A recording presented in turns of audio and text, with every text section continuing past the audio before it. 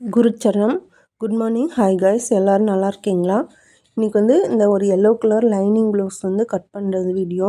இது வந்து எங்கள் கிளாஸ்க்கு வந்துட்டு இருந்த ஒரு பொண்ணு வந்து அவங்க வீடு கட்டிகிட்டு இருந்ததுனால கொஞ்சம் டச் விட்டுருச்சுன்ட்டு மறந்துடுச்சுங்க்கா அப்படின்ட்டு கேட்டாங்க. அவங்களுக்காகவே நான் வந்து இந்த வீடியோ கட் பண்ணி காமிச்சிட்டு அப்படியே இது வீடியோவை போட்டேன். பாருங்கள், லைனிங் ப்ளவுஸ் வந்து அந்த பொண்ணு சுருக்காக வருதுங்க்கா அப்படின்னு சொல்லிட்டு கேட்டுச்சு. அதுக்காக தான் இது போட்டேன். இது வந்து எப்போவுமே வந்து நம்ம வந்து லைனிங் ப்ளவுஸ் வந்து லைனிங் கிளாத் வந்து ஃபஸ்ட்டு கட் பண்ணிடணும்.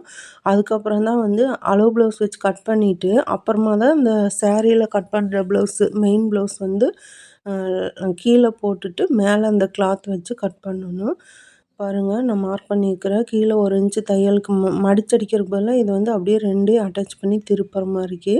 அப்புறம் வந்து இந்த கைக்கிட்ட வந்து மார்க் பண்ண அளவுக்கு வந்து நம்ம அர்க்கத் பண்ணிக்கணும். சின்ன மார்க் பண்ணிவிட்டு கட் பண்ணிக்கணும். கட் பண்ணிவிட்டு குறிச்சிட்டு அப்படியே கட் பண்ணணும். அப்போ தான் உங்களுக்கு கரெக்டாக வரும். வந்து ஸ்டிச்சிங் எந்த இடத்துக்கு வருதோ அந்த இடத்துக்கு வந்து சின்னதாக ஒரு கட் பண்ணி விட்ருங்க. அதுக்கப்புறம் வந்து இன்றைக்கி இந்த பாடி பீஸ் வந்து கட் பண்ணும்போது அதே மாதிரி தான் ஃபஸ்ட்டு லைனிங் கிளாத்தை கட் பண்ணி வச்சுட்டு மார்க் பண்ணிவிட்டு அதுக்கப்புறம் வந்து அதை விட ஒரு இன்ச்சு பார்த்துக்கோங்க. நீங்கள் எனக்கு வந்து 1/2 இன்ச் விட்டாலே எனக்கு சரியாக இருக்குது. நீங்கள் புதுசாக பிகினர்ஸாக இருந்தால் ஒரு இன்ச்சை விட்டுக்கலாம். துணி வந்து அது சேலையில் கட் பண்ணுறதுனால உங்களுக்கு தாராளமாக தான் இருக்குது. ஒன்றும் பயப்பட வேண்டாம். பாருங்கள், லைனிங் ப்ளவுஸ் வந்து இப்படி கட் பண்ணிங்கன்னா தான் உங்களுக்கு தைக்கிறம்போது ஃபினிஷிங் கரெக்டாக சுருக்கு இல்லாமல் வரும்.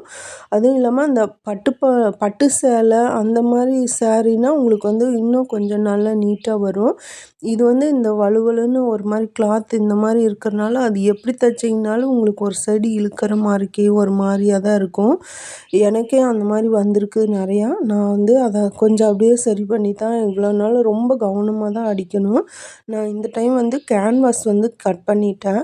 அந்த லைனிங் கிளாத் எவ்வளோ இருக்கோ அதே அளவுக்குலாம் கேன்வாஸு லேஸ் கேன்வாஸ், இந்த சுடிதார் கேன்வாஸ்ன்னு ஒன்று இருக்குது.